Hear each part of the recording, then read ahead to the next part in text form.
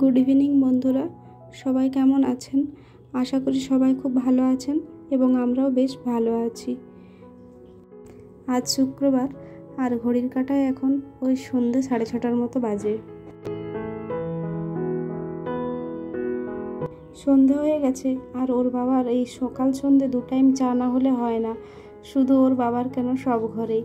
আবার ওর বাবার দেখে দেখে তোজোটাও দেখছি চা খেতে শিখে গেছে। ওর বাবার জন্য যখনই চা বানাই ও দেখি বলে বাটি নিয়ে চলে আসে যে মা আমাকেও একটু চা দাও। তাই ওর জন্য একটু চা বানিয়ে নিচ্ছি। তো তোজোর বাবার চিনি ছাড়া চাটা আগে তুলে নিলাম, আর তোজোর জন্য অল্প চিনি মিশিয়ে, ও মিষ্টি ছাড়া আবার খায় না, তার জন্য অল্প চিনি মিশিয়ে ওর জন্য চাটা দিয়ে দিলাম।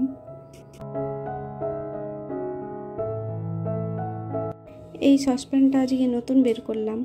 এই প্যানটা ছিল ওই কোয়ার্টারে ছিল। এইবারে যখন গেছিলাম কোয়ার্টার তখন নিয়ে এলাম ওখান থেকে। আর ওখানে না প্রচুর জিনিসপত্র আছে, বাসনপত্র বিশেষ করে প্রচুর আছে ওখানে। আর এখানে জায়গার অভাবে আনা হয় না, তাও কিছু কিছু জিনিস এইবারে গিয়ে নিয়ে এলাম। তো চলুন চাগুলো ছেঁকে দিলাম, আর এবারে অল্প ওদেরকে 2টো করে ব্রাউন ব্রেড দিয়ে দিই। ব্রাউন ব্রেডটা নিয়ে এসেছিলাম নিজের জন্য, তো এমনি নর্মাল যে ব্রেডটা ছিল সেটা দেখলাম শেষ হয়ে গেছে, তাই ব্রাউন ব্রেডটাই দিয়ে দিলাম। যদিও ব্রাউন ব্রেডটা বেটুর বাবা এর আগে খায়নি, ওই নর্মাল ব্রেডটাই খেতে পছন্দ করে। তাও আজকে দিয়ে দেখি খায় কিনা, খেলে তো ভালোই। আর কালকে এনেছিলাম অল্প চাল, মানে আমাদের মাসে নয়, ওই একেবারে 26 কেজির বস্তা নিয়ে আসা হয়। তো 26 কেজির চালটা একেবারে বাড়ন্ত হয়ে গেছে বললেই হয়। আর আজকে এখনও মাসের শেষ হয়নি, এখনও 4-5 দিন বাকি আছে। তাই ভাবছি পেমেন্ট ঢুকলেই একেবারে 26 কেজির চালটা নিয়ে আসবো। আর এখন আপাতত সদ্য মতো ওর বাবা এনে দিল ওই 3 কিলোর মতো চাল। 3 কিলো চাল এখন আমাদের মা ছেলের আরামসে 2 সপ্তাহ চলে যাবে। 3 কিলো চাল 2 সপ্তাহ যাবে, এটা ভাবাটা একটু অবাকই। কারণ 3 কিলো চাল 2 সপ্তাহ যায় কীভাবে, তাও আবার 2টো মানুষের। কিন্তু আমাদের জানেন তো, মাঝে মধ্যেই মা আর ছেলে আমরা যখন থাকি তখন ওই দুপুরবেলায় রুটি হয়ে যায়, আবার জলখাবারেও রুটি হয়, রাত্রেটাও রুটি হয়। সেই কারণে চালটা আমাদের কম খরচ। আর ওর বাবা থাকলে তখন চালের একটু বেশি খরচ হয়, কিন্তু আমরা মা ছেলে থাকলে খুব অল্প করে চাল নিই। আর আমি জানেন তো ইচ্ছে করেই অল্প চাল নিই, কারণ বেশি চাল থাকলে তখন মনে হয় কেনা চাল এত দাম দিয়ে কিনেছি, এগুলো ফেলে দেবো, তার থেকে বরং রাত্রে খেয়ে নেবো। আর রাত্রে ভাত খেলে না ওয়েটটা অনেকটা বেশি বেড়ে যায়। সেই কারণে আমি চাল একদম সীমিতভাবে দিই, যাতে একটুও ভাত না বেঁচে থাকে। আর বেটুটাও একটু হেলদি হয়ে যাচ্ছে, ও ভাতটা খেতে বেশ পছন্দ করে, তার জন্য চালটা আমি সীমিতই দিই। মানে যতটুকু প্রয়োজন ততটুকুই দিই, তার বেশি এক্সট্রা দিই না। আর আজকে রাত্রে ভাবলাম ভেন্ডি সবজি করব। ভেন্ডিটা আগে ধুয়ে নিলাম। ভেন্ডিটা কাটার আগে ধুয়ে নিলে না ওই ল্যালপেলে যে ভাবটা থাকে, আঠা আঠা যে ভাবটা থাকে, সেটা কিন্তু চলে যায়। মানে কাটার পরে যদি ধুই তখন কিন্তু ওই ল্যালপেলে ভাবটা একটু বেশি আসে। মানে রান্না করতে করতে ভেন্ডিটা আর ভাজা যায় না, তখন পুরো কড়াইয়ে লেগে যায়, যে কারণে তাড়াতাড়ি পুড়ে যাওয়ারও সম্ভাবনা থাকে। তো এই কারণে ভেন্ডি কাটার আগে সবসময় গোটা অবস্থাতে ধুয়ে নেওয়াই ভালো। এই যে চপিং বোর্ডটা দেখছেন, এটা না আমার কোনো চপিং বোর্ড নয়, এটা আমার বেটুর বোর্ড। মানে বেটুর ছোটোবেলা যখন ছিল তখন এই ABCDগুলো এই বোর্ডটাতেই লিখে লিখে দিতাম, আর ও তারপরে খাতাতে লিখতো। এটা কিন্তু কোনো চপিং বোর্ড নয়। তাই ভাবলাম এই বোর্ডটা নষ্ট হয়ে গেছে, তো এটা শুধু শুধু ফেলে দিই কেন, এটাতেই আমি কাটিংয়ের কাজগুলো করি আর কি।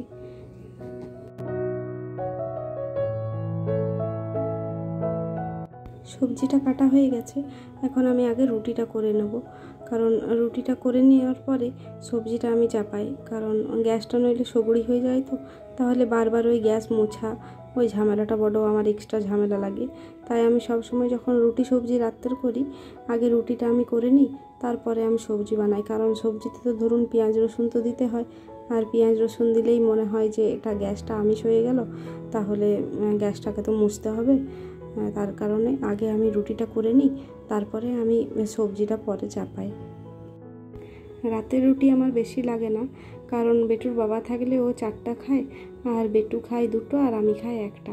আবার কখনো কখনো বেটু খেতেও চায় না রুটি, আর আমারও মাঝে মধ্যে রুটি খেতে ইচ্ছে করে না। রুটিটা খেতে ভালোবাসে ওর বাবাই, কিন্তু রুটিটা এখন যতদিন ডায়েট করছিলাম ততদিন কিন্তু ওই রুটি খেয়েই থাকতাম। আর তখন আবার রুটি করার এক্সট্রা ঝামেলা হতো বলে আমি না রুটিটাকে জল দিয়ে গুলতাম, তারপরে সেই ওই কী বলে ছিলকার মতো একদম কোনো তেল না, তাওয়াটা একদম গরম করতাম, সেটাতে ওই আটাটা দিয়ে দিতাম, গুলা আটাটা, তারপর সেই গুলা রুটির মতো হয়ে যেত আর কি। আর সেটা দিয়ে সবজি দিয়ে খেতাম। সেই সময় কিন্তু কষ্ট করেছিলাম বেশ, তাই ওজনটাও অনেকটা কমে গেছিলো। কিন্তু এখন আবার খাওয়া শুরু করেছি, এখন আবার দেখছি ওজনটা আরও বেড়ে গেছে। আর এদিকে আমি সবজিটার জন্য তেলটা গরম করে নিলাম। আর কোনো তেল মশলা আজকে দেব না, মানে পেঁয়াজ রসুনের কোনো মশলা দেব না আজকে। ওই একটু ম্যাগি মশলা দিয়ে ভেন্ডির সবজিটা সেরে ফেলবো।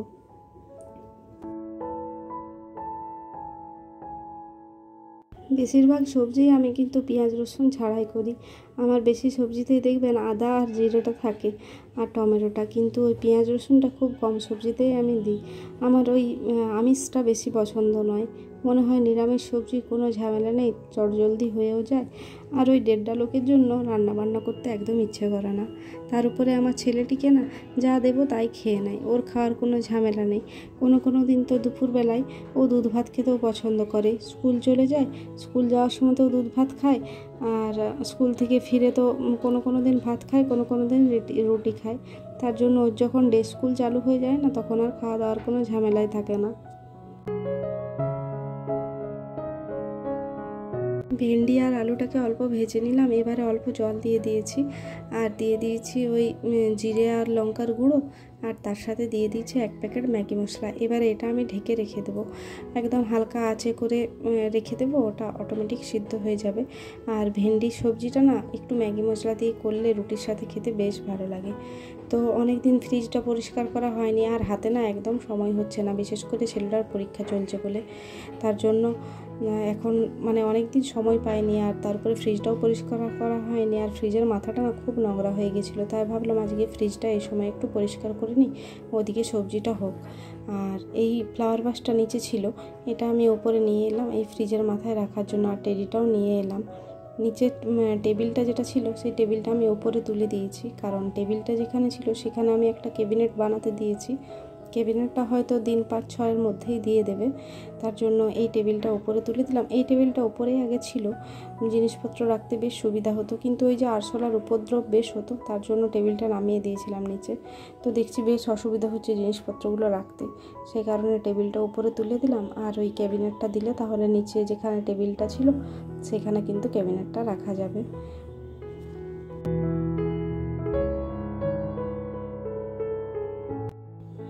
ইচ্ছে আছে একটা ফ্রিজের ডিপ ক্লিন ভিডিও বানানো, যে বাড়িতে কিভাবে ফ্রিজকে ডিপ ক্লিন করা যায়।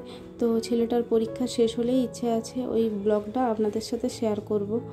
তো দেখা যাক কবে আপনাদের সাথে শেয়ার করতে পারি। আর ছেলের কথা বলছেন, ছেলেকে নিয়ে আমি জানেন তো ভীষণ মানসিক যন্ত্রণায় এখন ভুগছি।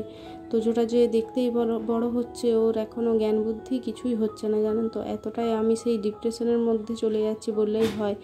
ইংলিশ পরীক্ষা ছিল, তো ইংলিশ পরীক্ষার দিন ও প্রায় 30 নম্বরের মতো লিখে আসেনি, বসে বসে গল্প করেছে, তারপর এত স্লো লেখা ওর, তাহলে সেই লিখতে লিখতে তারপরে সাংঘাতিক অন্যমনস্ক, পাশের ছেলে কি করছে, ম্যামরা কি কথা বলছে সেদিকে তাকিয়ে বসে থাকে, মানে প্রচণ্ড মানে বাইরের দিকে মনোরূঢ় ভাব, বাইরের দিকে তাকিয়ে বসে থাকে। তাহলে ও জানেন তো সমস্ত জানা জিনিস ছেড়ে এসেছে, যে ছেলের বুদ্ধি শুদ্ধি নেই বা একটু হাবাগোবা বা পড়াশোনায় ভালো নয় তেমন কিন্তু নয়, ছোটোর থেকেই পড়াশোনায় ভালো, কিন্তু এখন এই ক্লাস 1-এ ওঠার পরে দেখছি ও না ক্লাসে কিছু লিখে আসছে না, মানে বাড়িতে করতে দিই, বাড়িতে কিন্তু 100-এ 100 কমপ্লিট করে দেয়, কিন্তু স্কুলে ও কিন্তু কমপ্লিট করে আসছে না। কি সমস্যা বলুন তো।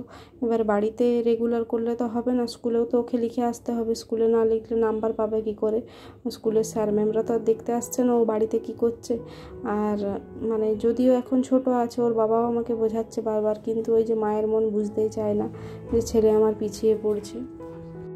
আর তার উপরে ওর হাতে লেখার স্পিড, এত স্লোভাবে লিখে, হাতে লেখা ভালো কিন্তু সাংঘাতিক স্লো লিখে, মানে কি যে করব আমি না খুঁজে পাচ্ছি না। প্লিজ আপনারা একটু সাজেস্ট করুন আমাকে, যে আমি কিভাবে ছেলের হাতে লেখার স্পিডটা বাড়াবো আর ছেলেকে কিভাবে বোঝাবো, মানে আমি না খুঁজে পাচ্ছি না। প্লিজ আপনারা একটু আমাকে সাহায্য করুন।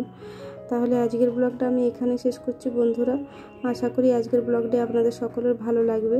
কালকে আবার ঠিক সময় নিয়ে চলে আসবো আর একটি নতুন ব্লগ। ততক্ষণ পর্যন্ত সবাই সুস্থ থাকবেন, ভালো থাকবেন। আজকের মতো এখানেই শেষ করলাম, বাই।